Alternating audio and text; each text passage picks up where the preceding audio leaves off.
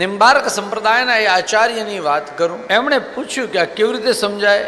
મને ચોક્કસ યાદ નથી, પરંતુ લગભગ એમણે પાર્લાવાળા પૂજ્યપાદ ગોસ્વામી 108 શ્રી શ્યામ મનોહરજી પૂજ્ય શાહુ બાબાને પૂછ્યું, આવું મારું માનવું છે, મને ચોક્કસ ખ્યાલ નથી. અને આપશ્રી એવી આજ્ઞા કરી કે બહુ ઈઝી છે, ખાલી એના પહેલા તમે એક સર્વોત્તમનો પાઠ કરજો. સુબોધિનીજી સમજવા માટે બેસો, ભણવા કે વાંચવા બેસો, એ પહેલા શું કરવાનું? એક સર્વોત્તમનો પાઠ કરવા. સુબોધિનીજી તરત સમજાઈ જાય. આ મને પછી ખબર, પહેલા મેં તો મહાપ્રભુજી વિનંતી, એની તો અનંત કૃપા છે, થોડી થોડી નહીં, પણ મને હજુ થોડું થોડું સમજાય છે. સર્વોત્તમના અંદર એક પંક્તિ આવે છે લખેલી, તદુક્તમ અપી દુર્બોધમ સુબોધમ સ્યાદ યથા તથા તન્નામાષ્ટોત્તર શતમ પ્રવક્ષ્યામ યખિલા ઘરત.